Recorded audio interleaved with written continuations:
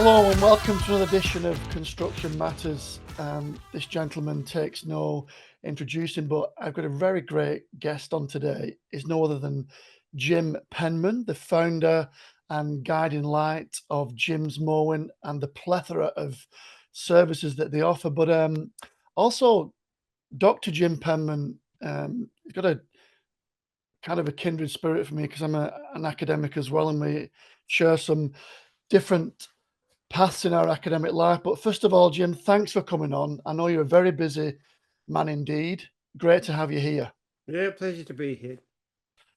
Jim, I come to Australia in 2011 and I see these green trailers everywhere of Jim's Mowing with the big beard, and I'm thinking, what is this? And as I get to, be a citizen now in this great country that we've got, and I look at your story, just take me back to those early days. And I saw that, you know, back in 1960, you first mowed a lawn and got paid for it. This is really a grassroots story if ever there was one. So just take us back on a bit of a journey that how this all started and what a journey it's been to date. So Well, I've always liked gardening, you might say. I had my first gardening job at the age of 8.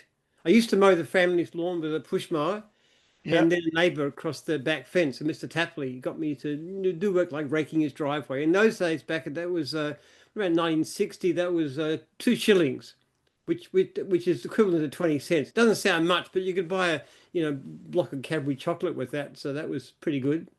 So and that, when we say a push mower, that's one with the blades that just there Yeah, wasn't you, electric. you, It was you've got to just actually you've got to actually get push it. I've got one involved. of Yeah. those myself now. I do my lawns on the farm with it. It's quite fun. It's very physical. It's really good exercise.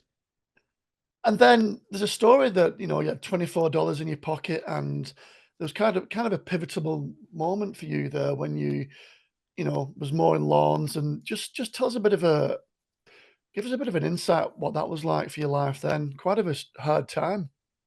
Well, it started off. I started a gardening business part time. I did it as a kid, mowing lawns and stuff. But then 1970, after I left school, I took a gap year and I started a small gardening business. Just got a couple Mm, of customers and put an ad in the local paper. And then to my university career, which I did my BA and my PhD, I just gradually developed that. I bought a lawnmower and then did a bit more. I used to do it as a sort of a part-time job, which is good.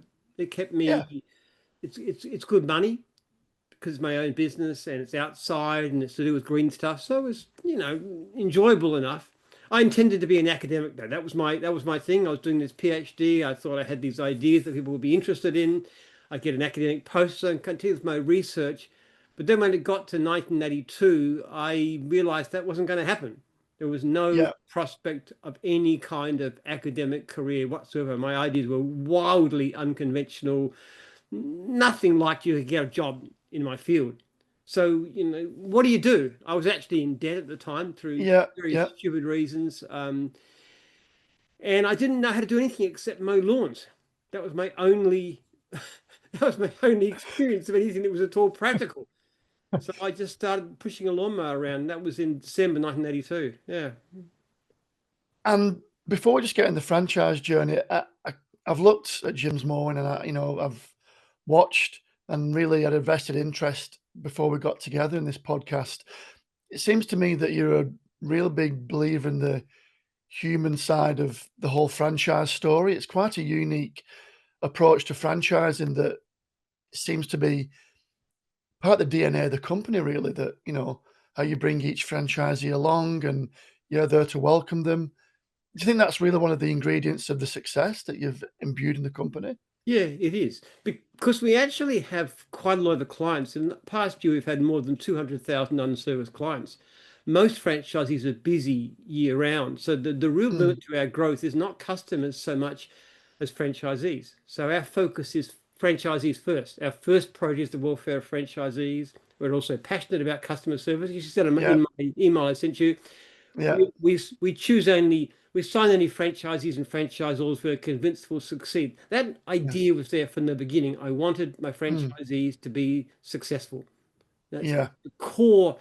And everything we do is part of that. I give my phone number, my email address to every franchisee at training, and I urge them and encourage them to contact me. And if they do contact me, I get back to them really quickly. Whatever the problem is, I'll always respond, usually within a few hours, sometimes within a few minutes.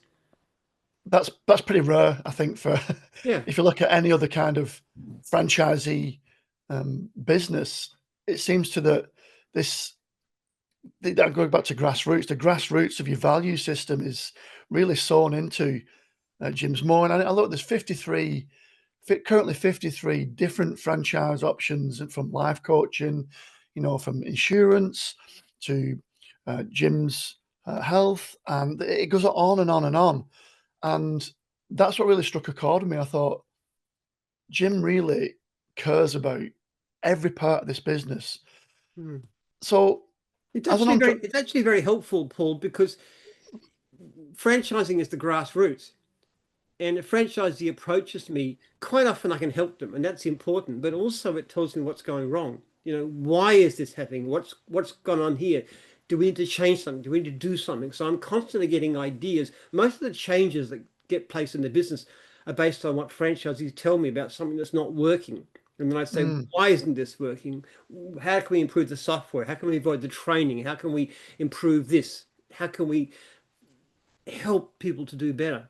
And if I look at my personal goals in business, they're never in terms of income or in terms of franchisee numbers. They're always in terms of franchisee satisfaction. yeah. So I suppose the consequence of the success is a lot of people I talk to, they start with the money first, and, and trying to get the other things right. But this is flipped on its head.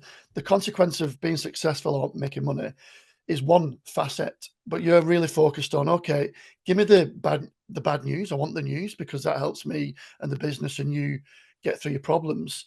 But also, it's really interesting that you're not focusing on the end goal of making money like most franchises.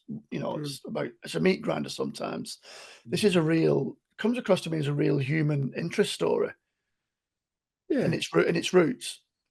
Look, I have goals in life, but I wouldn't say becoming wealthy is even in the top 10. The main function, what I do with most of the money, about 90% of my money actually that comes out of the business actually gets spent on scientific research. It's not becoming wealthy for its own sake doesn't have any attraction or meaning to me.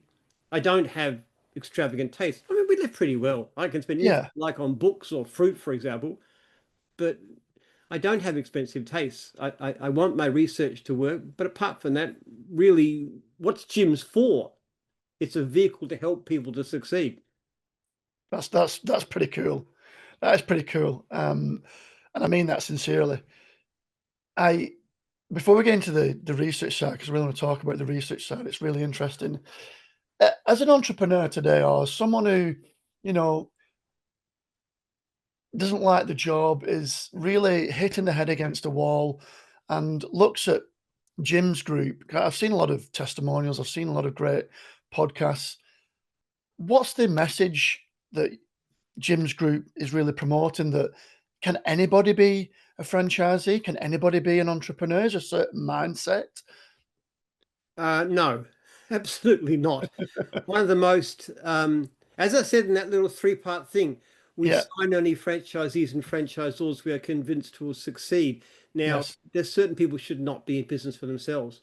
I mean, Mm, particular case, often cite, we had a lady who rang me about an issue with franchise documents, and I mm, found out that she was buying a mowing franchise on behalf of her son mm, because her son couldn't find a job. And mm. I said, that is absolutely not going to happen. Yeah. I'm, Yeah. I'm not going to sell your son your franchise because that is a recipe for failure.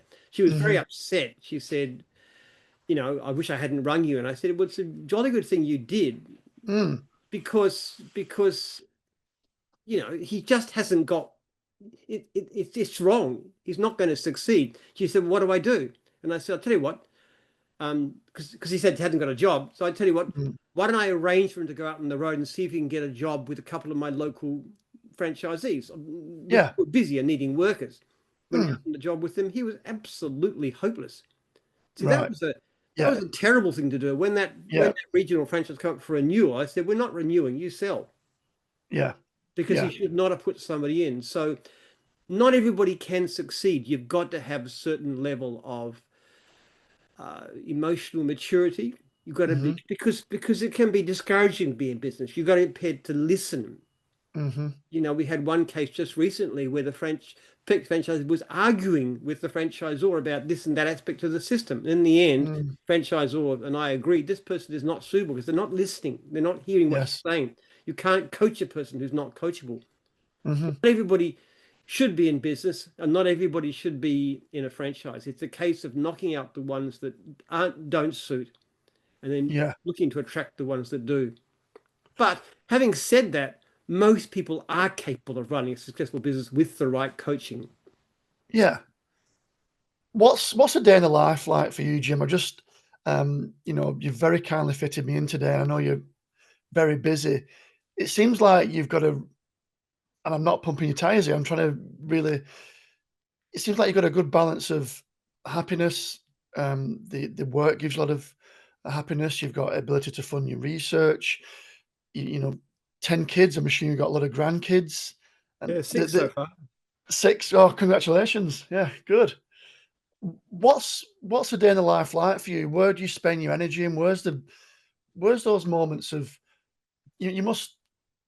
I'll come to a question. You must just sit sometimes and go, "Ah, that's really rewarding," So a day in the life of Jim, you come across a very, very busy, active man who's given a lot. What's the reward for Jim? But it's a very satisfying job. I love what I do. I couldn't imagine anything more fun. I was watching this series, The Crown, again on Netflix, and I was Yeah, thinking, my goodness, what a miserable life that is. yeah, definitely, definitely. You mean, Who'd want to be in one? oh, Yeah, yeah, I couldn't comprehend it, no matter how luxurious the lifestyle. It's awful. Mine is a very fun life because look, I have to say, seeing people succeed is really glorious. It's painful when they fail, but I get a lot of feedback from people who say they've done well. Like I write a letter after 1 month to every new franchisee, and most yeah. of them come back and say, "Going great, getting great income. Franchisor is wonderful, looks after me well. I'm picking up new clients, and I congratulate them on their survey. That's nice." Now sometimes they don't. But then I can help them and I can say, okay, now what can we do? You're not getting enough work. Let's look at the suburbs you're down for. Let's look at services. Let's look at are you converting well enough? If not, why not? Are there cross-divisional jobs you can do?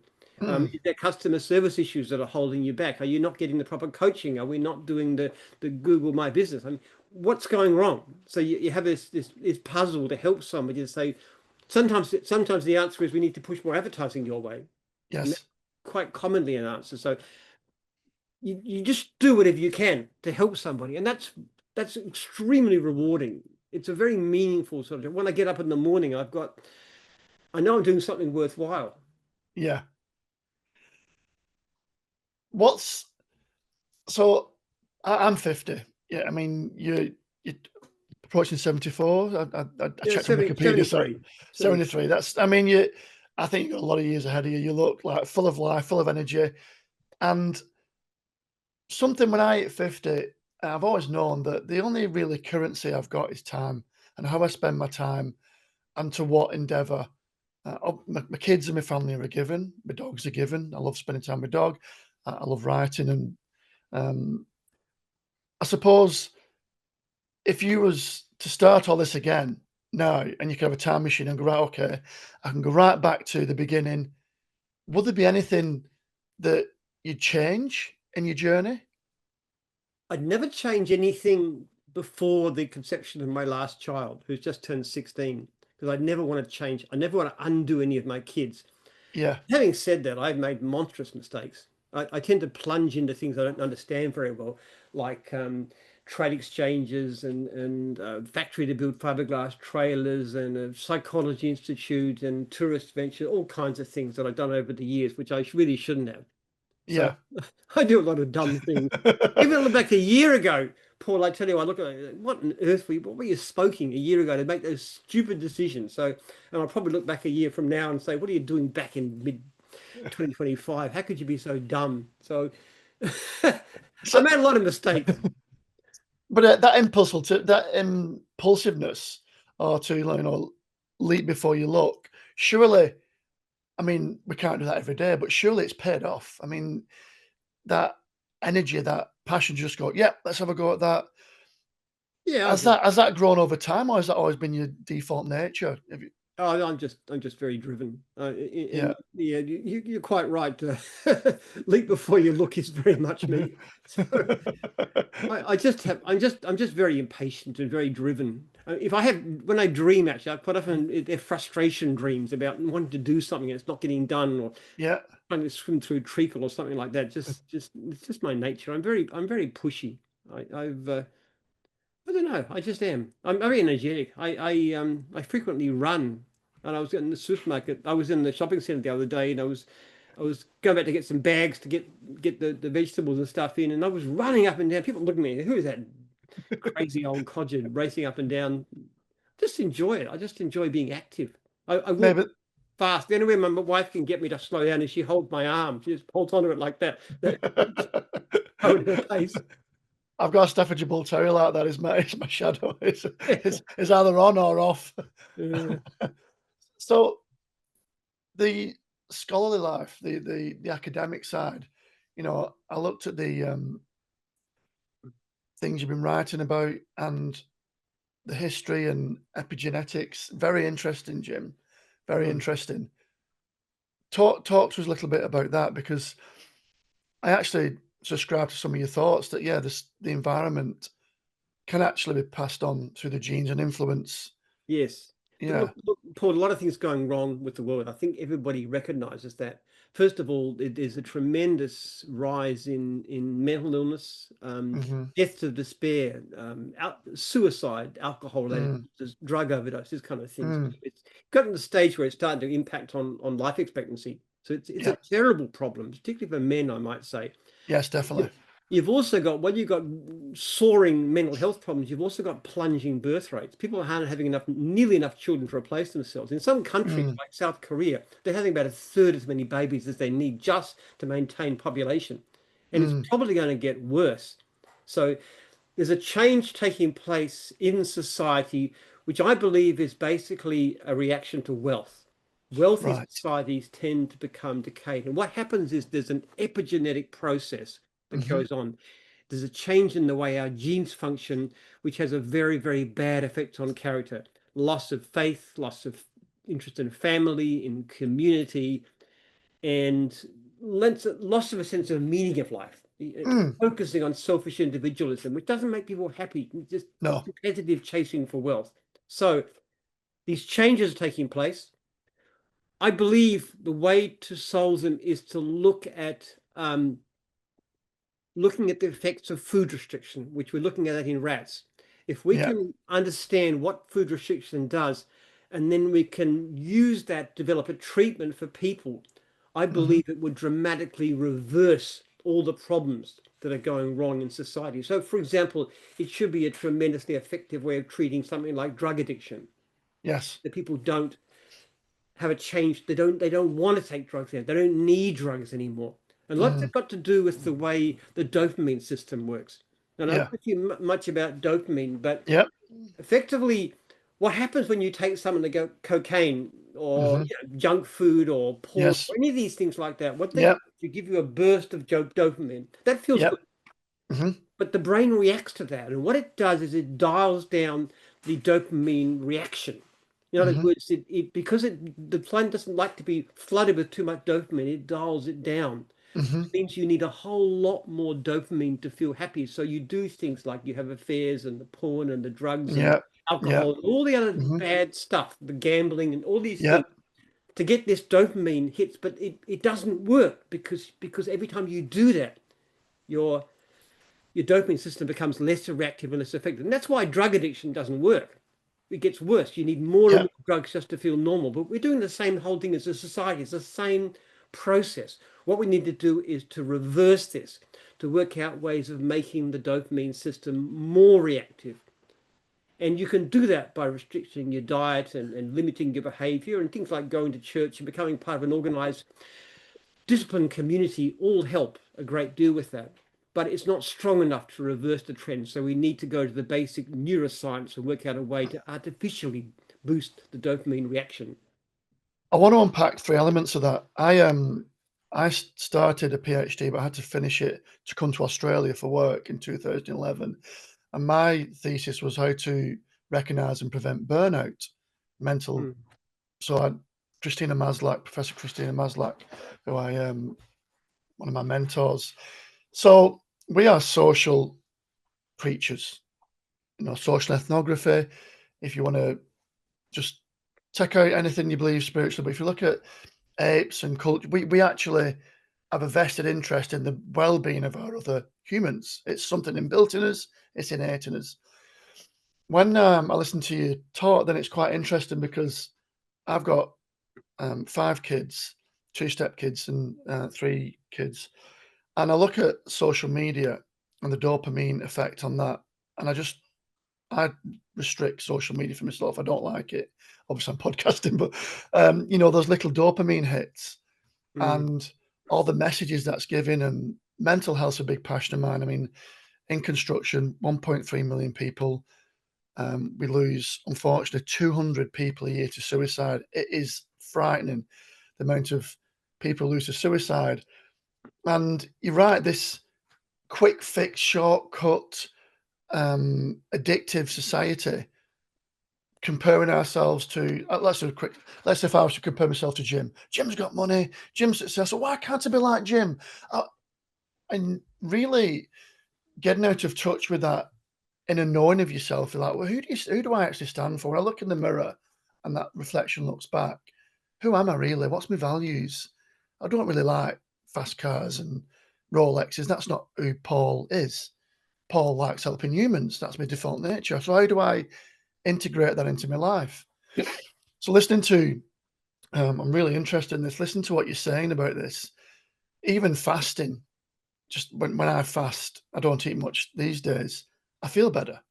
mm. I'm not going to the toilet as much without going to, but the body's not processing food. It's not doing extra things.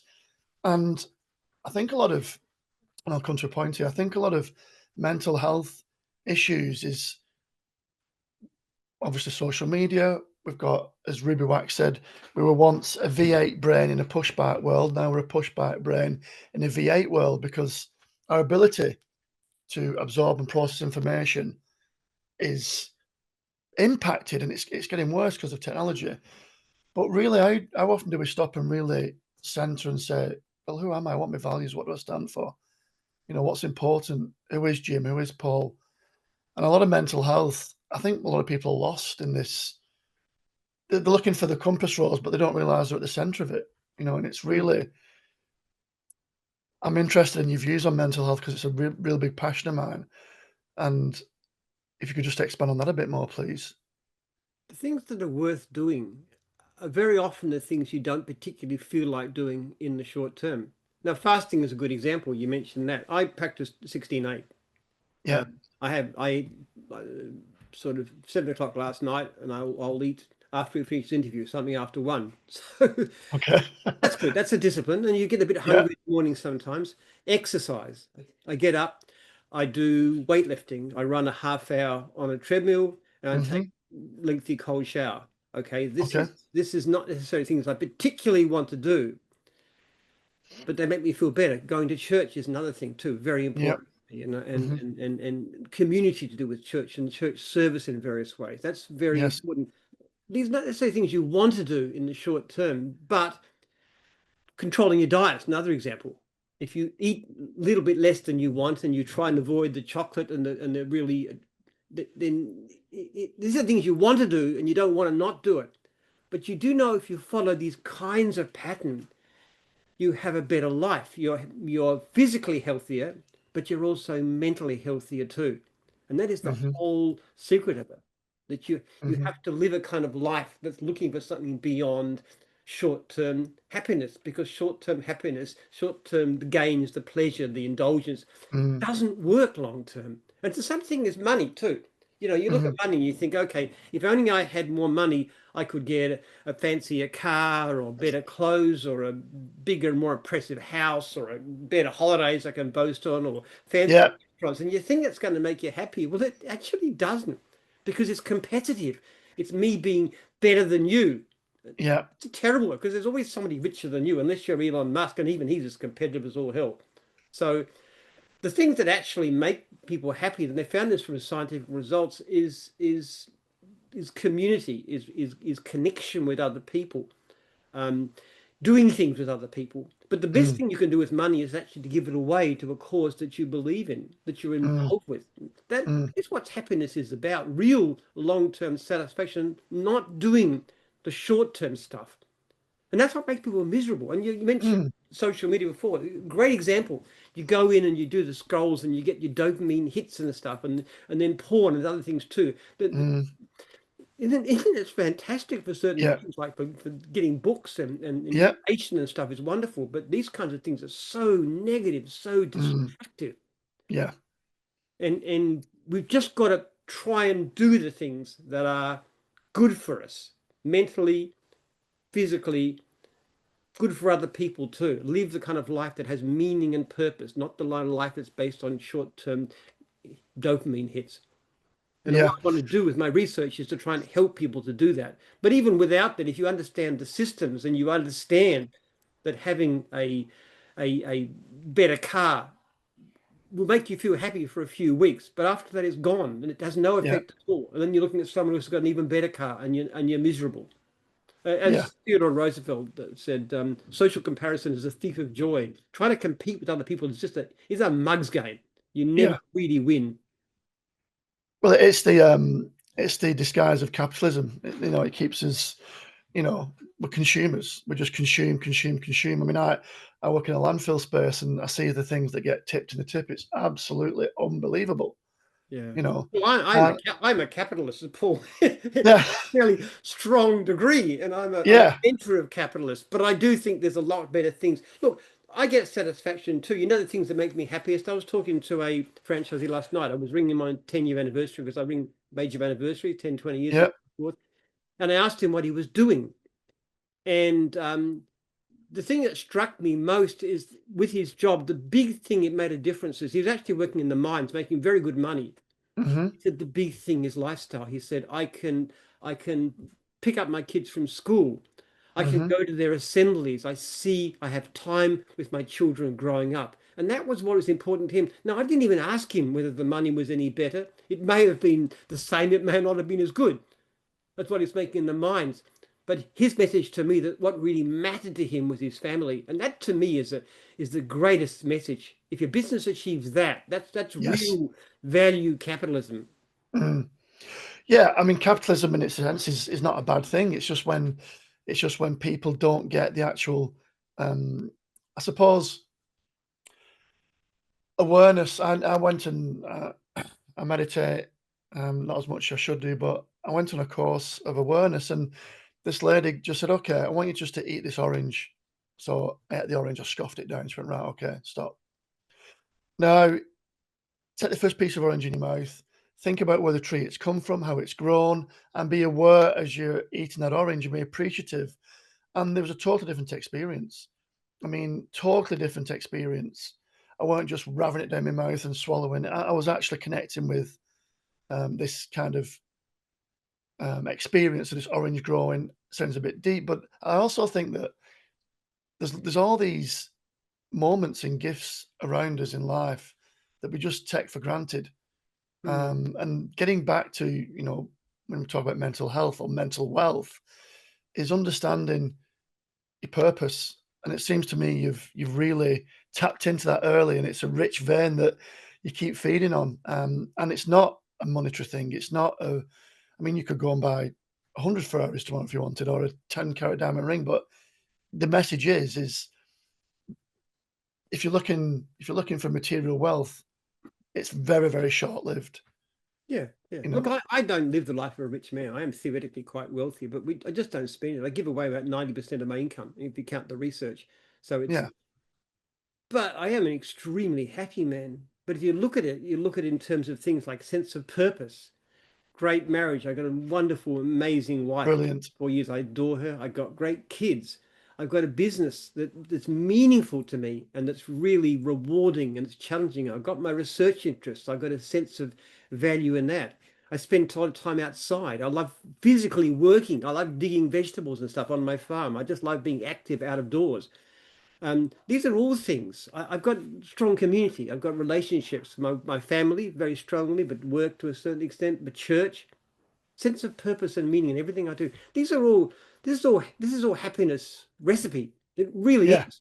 But Yeah. people think it's all about more money and more stuff and more spending and stuff, and they're so wrong. A very close friend of Mm, mine, his brother committed suicide, and this guy's a lot sorry wealthier to than hear I that. am, and he just killed himself out of despair with all his money. He just wasn't happy. And that's so common. I know a lot of rich people who are very unhappy. Hmm. Need to get another million, and going back to, I'm being a little bit selfish here, but what I recognised when I was doing my PhD, that the life expectancy of my industry, if you worked in the 1995, was 58 plus or minus 7 years, and this illusion of retirement is actually killing people. Hmm. Well, you tell yourself that, okay, I've gone off my super now. I'm 67. I'm going to stop and retire. Essentially, what you're telling your body is that that's it for us. Hmm. If you're not going to at least have this tap into a purpose, happiness, genuine happiness, and a fulfilled life, retirement can actually it can kill you. The Oh the, yeah. the the concept of retirement, you should I never know that should people in their 50s who are retired who are old, old, old.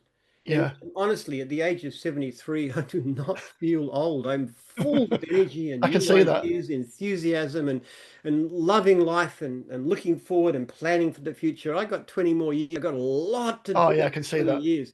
I can The see idea of that. retiring is just impossible.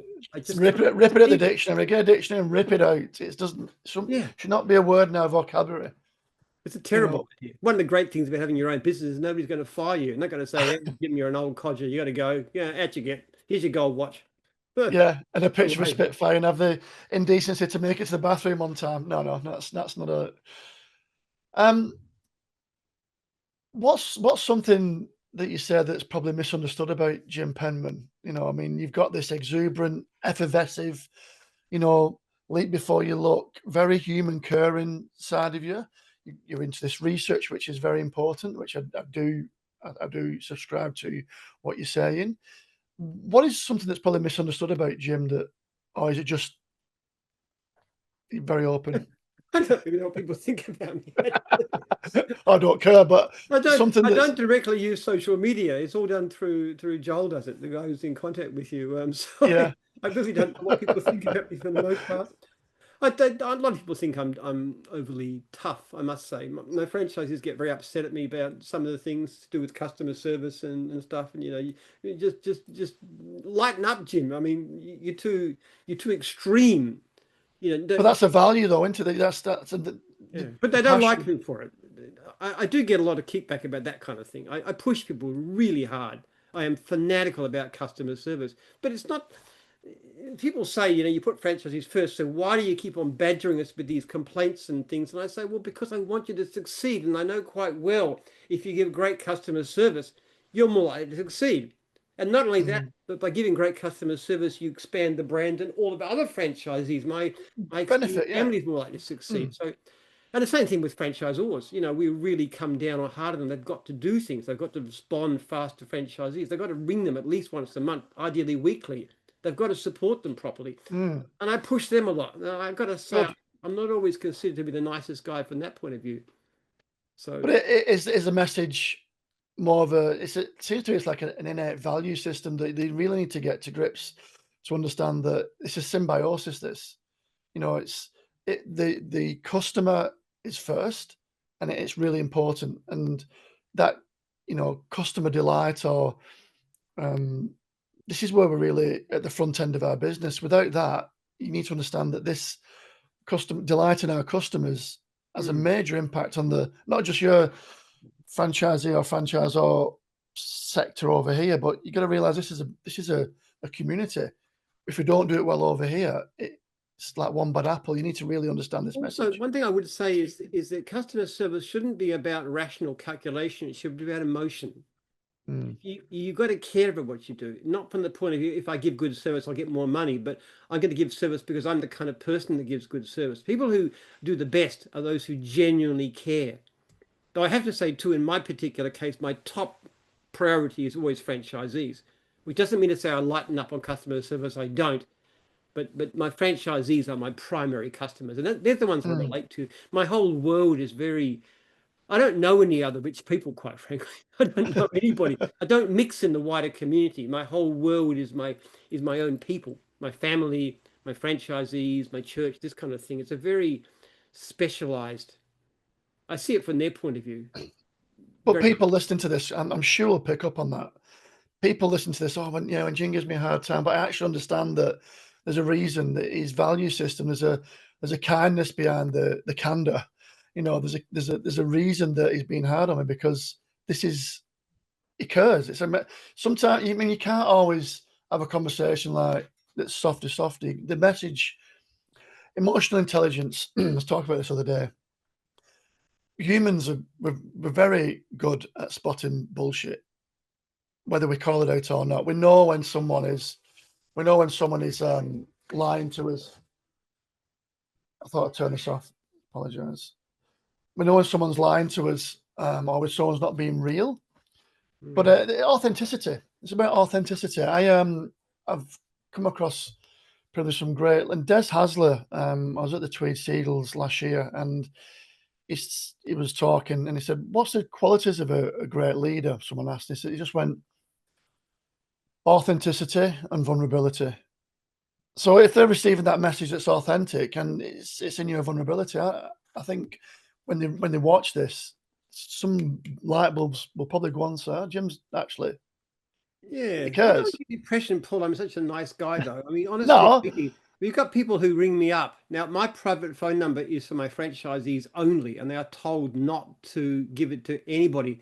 If somebody actually gets my phone number and rings me up, I will first of all find out what company they represent, and then I will blast their ears off them, and I will tell them I will never deal with your company ever.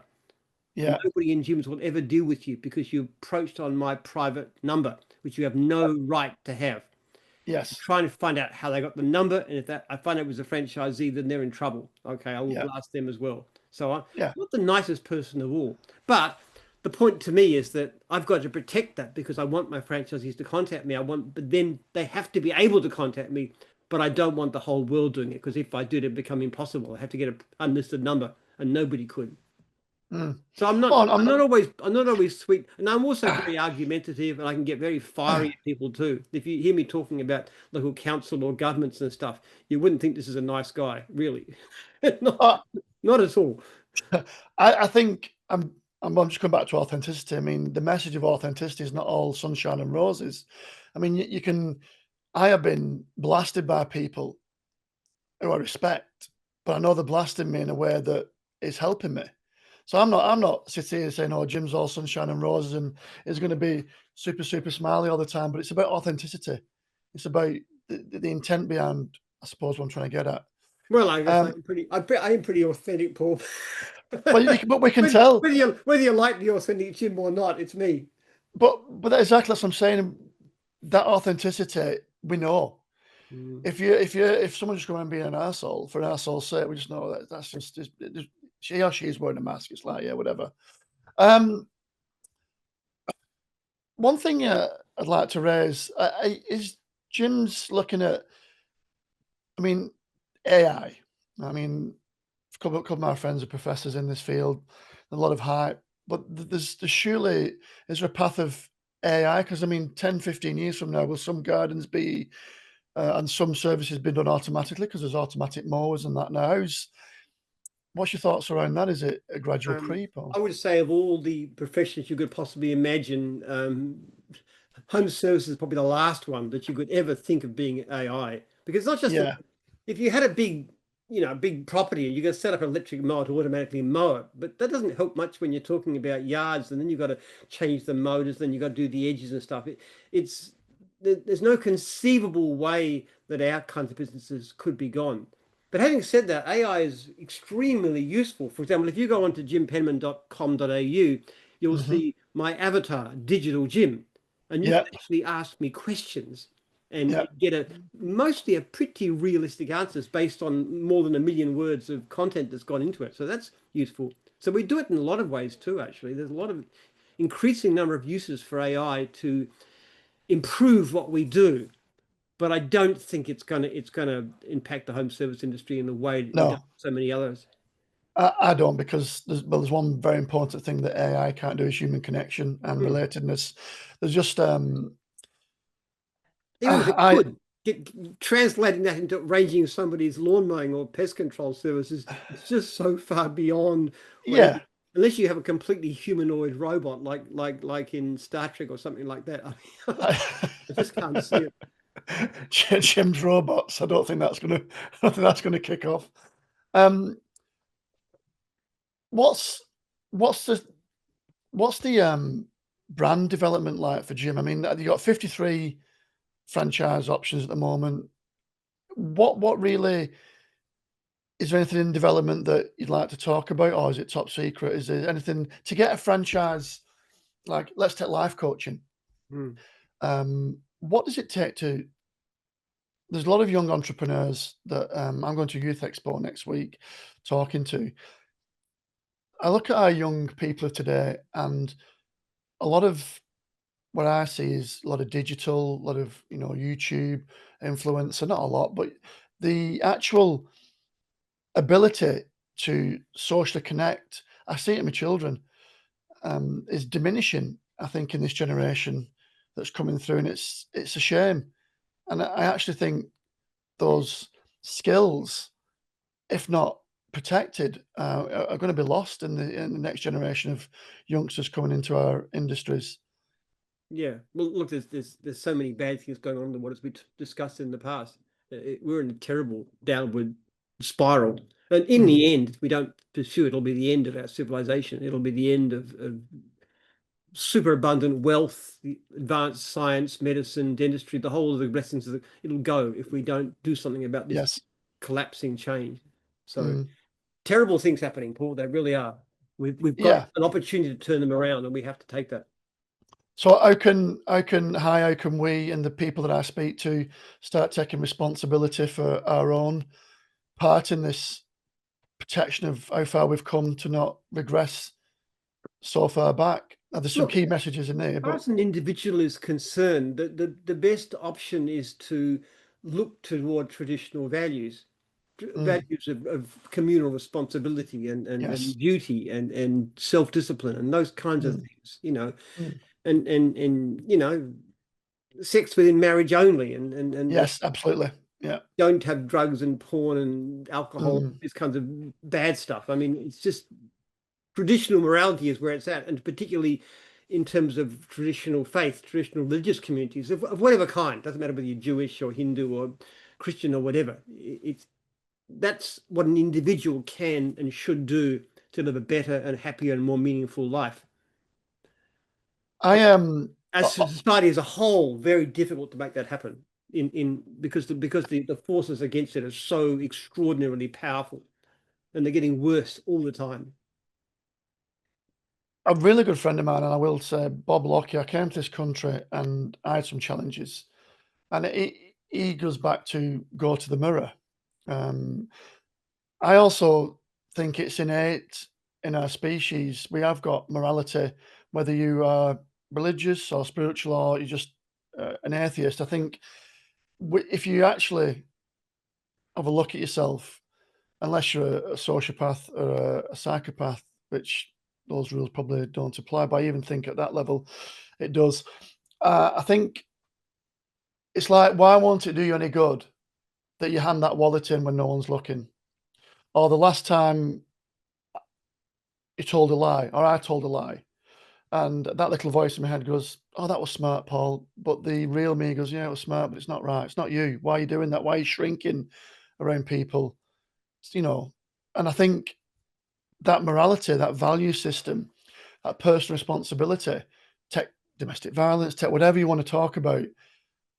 it takes a certain amount of courage and moral fortitude to stand up, and I think that also comes with the kind of people that you, knock around with. You've got your church community, and they're all saying, "Show me 10 of your friends, I'll tell the person that you are."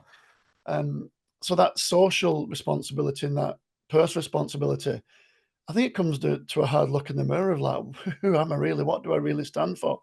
What Hmm. values have I got? And do I really need to be? And it's a tough stance, I think, and it's a hard wake up call to look at yourself, Jim, and to face yourself. And I think that's one of the starts of a positive mental health journey. Or Yeah. But it's also not easy to look at yourself fairly. People tend to look at themselves through rose-colored glasses and stuff. So yeah, you need part of a community that exactly. has high standards. Like when we Yes. go to church on Sunday, we've got the message up there, which is about how we can be better people. And there's Hmm. always a challenge to whatever there is. A sermon, a message is no good if there's no challenge to it. There's no says Mm, you need to change. You need something different. You need to be a different mm, person. You need to be better, kinder, more disciplined, more mm. outreaching to people, more Yeah. whatever. There's always got to be a sense of we don't operate well as individuals. If we simply do whatever we feel like doing and look at ourselves and say, "Yeah, I'm pretty good and stuff," that's not much of a guide. You really No, need to be part of. We are communal beings. that's right. We've Social succeeded as a creatures. species because we're highly communal. You look at Yeah. our relatives like, say, orangutans, they're Hmm. completely solitary.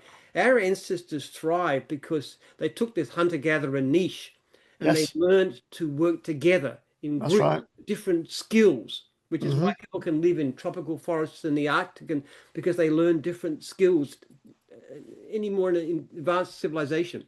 We are communal beings. We need to be part of each other. And I don't Mm. think that a life that's focused on individual personal satisfaction and success is a life really worth living. No, I totally agree. 100% agree. Um, I I think there's some really good messages and some good take homes from this podcast.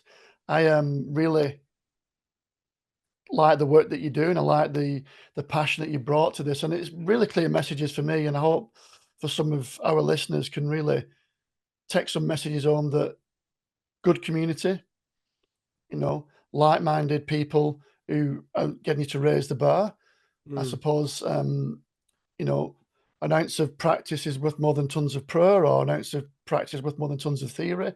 But you've got to be infected by that group of high standard people and wanting to give into without, wanting to receive initially, I suppose, in those social groups. Yeah. Is it hard to find the right friends, you think? Not if you go to the right place. As you gather, I'm pretty strong on faith communities. Yeah, yeah, Very I respect open. that. Some of the best people I know are actually practicing Muslims. Mhm. Just wonderful, ethical, Yeah. disciplined people, and I really admire that. Mhm. But I think it's difficult to do it outside of those kinds of communities because the pressures of the world are so strong. You've got to have a strong sense of community and also a sense, I believe, of connection with God, with the Almighty, that Mm, gives your life some sort of direction and purpose. I mean, I do what I mhm. do because I believe that's what God wants me to do, and Yeah. it's part of who I am. I wouldn't be what I am without that. And if No, you I look at what we've appreciate that. achieved in Jim's group, it's driven through with ideas driven from the Gospels, like Jesus washing his disciples' feet, that kind of image, or Mhm. the parable of the talents about God expects us to use what we have to the best advantage Yeah. and not just live life too easy. Mm. And there's no real, gold, in your life, and there's no real, um, materialistic prowess promoting that. I get that sense of it is very give back. It is very, and this is a message that people think, and myself, need to really take on board as well.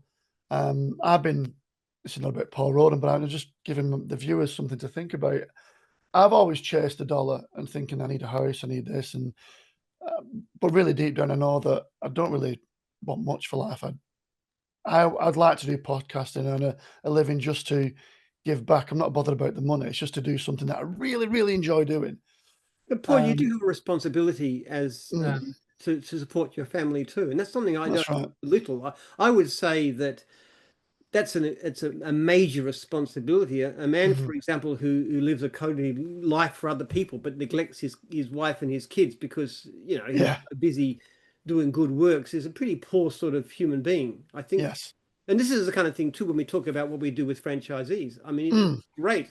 What we can do is give them a good living income where they don't necessarily have to have their wife working if she wants to stay home with little kids, which is the wonderful thing to be able to do. So that is or the wife working and the husband looking after the kids, either or way. whatever. Either Or way, yeah. Yeah. that's right. Either or, yeah. I've got my just had my one of my last grandchildren born, and Congratulations. the mother is on maternity leave, but the father, but they're both working part time, so they can give Yeah. lots of time to the kid. To me, that's a Oh, wonderful way of doing it. But both of them are good income. My daughter's a psychiatrist, and her husband's a teacher, great yeah. teacher too. So they're doing valuable jobs. They're earning reasonable money, but they put their priorities on the child. My little granddaughter Cassie, who is amazingly cute. Beautiful. Yeah. Yeah. Um, coming to the end, I was on a chat. My lifelong friend Bernard, is a professor in philosophy, really, really, really bright bloke. However, we used to kind of smile at his uncle, who lived this very kind of simple life, would bike to work, come home, you know, just make things. And it hit us about 15 years ago that actually he's kind of laughing at us because we had no clue. Or I didn't. He's found his purpose, he's found his life, he's found what makes him happy. He was just, and he's still going. He's 80 something now, and still going, doing his stuff, really, and living on purpose. And I take that from this podcast as well. It's great to see someone who has found that recipe. And in business, I think a lot is like focused on how you make money, but that's kind of a consequence of getting all other things right. Make it Yeah. if you're going out to make money in business, you're really blinded by us. But I know you have to make money, but you're certainly blinded by actually the value system that you brought to this franchise world. Yeah. Look, money is important, and success is important to the extent that you know, past a certain level, extra income doesn't add a lot to life satisfaction, but below a certain level, it most certainly makes you more miserable. So it's Yeah, very, very important, and I think it's very important for any man to be aware of his responsibility to look after himself and his family. And it's great that you've got 5 kids. I really applaud that because there's not too many of us that are doing it these days. And that's huge. That's really, really important. The question is when you go beyond that, what are you really achieving? What's it for? mm, And if it's mm, just going after more status, it's a pretty miserable life. And on the mm. whole, it's not going to make you happy. I don't think Elon Musk is a happy man too, and he's the No, richest no, man in the world. You look at the way no. he behaves and what he says, doesn't get on with his kids and all the garbage of Rupert Murdoch. And I actually admire actually in many ways. I appreciate newspapers like the Australian, but the fact of the matter is he gets married and only one of his kids comes to his wedding. I mean, that's pretty sad. Yeah, And I it don't is. know he's filthy rich and he's orders of magnitude richer than I am, but I don't envy the guy. No, no. From a from a Buddhist point of view, you know, it's you're actually let's take a watch. The watch actually owns you. You don't own the watch because you protect it, you look after it, you insure it, you worry about it. Your possessions actually possess you. Mhm. But yeah, um, what's um, what's a message for our young people? You think, Jim? You lived a very fruitful life, and long may it continue into the century. I'd like to have this podcast even back to the century, where in the future. What's a message that we can give our young people in the world at the moment? Because you've got a lot of really great values and good messages. Not trying to put you on the spot. What would you be saying to our young people who are looking at what job they want to do, or do I want to do this? Do I want to do that? Because what I tell my kids is said, look, I did it wrong. I followed money. I didn't follow what made me happy. I only realized that later in life. So choose something that you really, really love doing, and the success and rewards beyond money will follow. That's what I tell my kids. It's a hard message to get across. Yes. Yeah. You can't always make a living. You might decide what I really love doing is making films, for example, and there's no money in it. We do have to make a living. I think, look, I've enjoyed working outside and lawn mowing and stuff, but if you'd have asked me what I really want to do, I'd say probably playing computer games. I mean, honestly, look, And you've got to one in a have million. you've got to have the sense of responsibility in terms Yeah. of the duty. I just Mm, think a life driven by purpose, by meaning, by duty is the absolute core. And whatever you do, you can find purpose in that. It's like you could have two people working at a hospital, for example, and one of them says this is a dreary, drudgery, basic job. And the other person says that every time I do this, I'm helping people. I'm contributing to health and well-being. And the two people doing exactly the same job, but one's miserable and frustrated, and the other has an overwhelming sense of purpose. You can do the most basic jobs. If you do them with the right spirit, then that's a great life. So it's a life in action, life lived looking in at whatever action. you're Yeah. doing and Yeah. saying, Yeah. what can I do with that? How can my Mm, life be more meaningful? But just getting away from this whole idea of selfish satisfaction. I would say to young people too, and this is a little bit self-interested, I suppose, but there's this obsession with tertiary education, with university these days. I think that's exaggerated. I think there's a lot of yeah. people who are capable and academic who do very well becoming, lawyers and doctors and this kind of thing. Though most people who do law degrees don't become lawyers.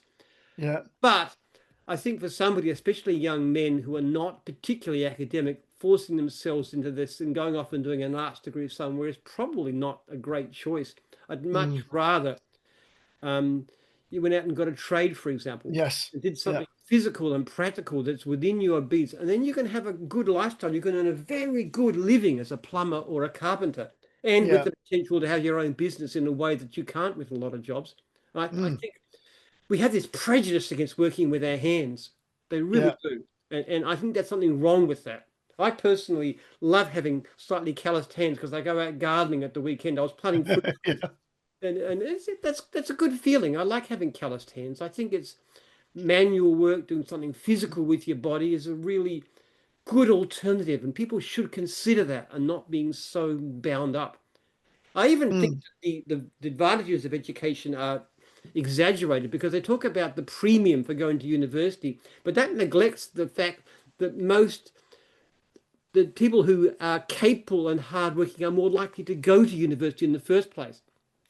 So we, example, find that people who've got fairly high-flying careers, when they buy a mowing business or whatever, they actually do extremely well. It's not mm, so much that their education made them capable. The education made them, their capability made them educated, but their mm. capability even allows them to succeed at a business that's totally unrelated to their education. My grandfather, his watch, he died when I was 16, his watch is on my wall, and he always said to me, make sure that you get a trade. Mm, And he said, you can always fall back on a trade, but you can always build off a trade. And you see so many electricians that go into different forms of electricity, computer sciences, and whatever. But you've always got that trade to fall back on, and it's wise words. And it obviously, yes. yeah, We're never going to run out of the need for electricians and plumbers. I can tell you that, and carpenters and the rest of it. no, no, It can make their definitely not. lives easier, but they're always going to be needed. And the actual demand, if anything, is going up. Yeah, and it's maybe something that's you can facilitate as well, Jim. Well, we try to. Yeah, We mentor people. You've got people like Dan Cale, one of my this is a guy who's in his early 20s. He's a high school dropout. Couldn't even yeah, complete high school. He became an extremely successful franchisor. He's now one of our top franchisors. He's nice. going amazing. He's got 4 kids. Yeah, Took them actually directly because of the Jim's involvement, made it possible to have a larger family. It's just wonderful. And this is the kind of guy people would look at and say, "Ah, you're useless. You're a complete garbage. People. You're worth nothing. You couldn't even complete high school. You're obviously a draw and go an idiot." Dan's an amazing guy. He's a mentor to thousands. brilliant. That's it's an ability thing. It's this prejudice against education, against manual work, and in favor of more and more education. I think is very, very That's damaging. Don't get me started. I think it's too much focus on being a business rather than the real weight of a degree that used to be 30 years. You got a degree 30 years ago or 20 years, it's like it meant something. It was, but now it seems like a churn and burn in most of it. I think it's a massive thanks from me, Jim. I mean, I literally could talk to you all day about social ethnography, all what you research. I'm very conscious that you've been interviewed very heavily today, and your lunch is coming up, or your 16:8 threshold's coming up. I don't want to No, it's okay. tie into that. So sorry you got you delayed, Paul. These things don't normally happen, but yes. It's worth waiting for, definitely.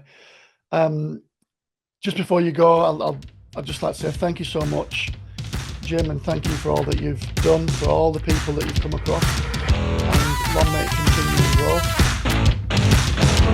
God bless you.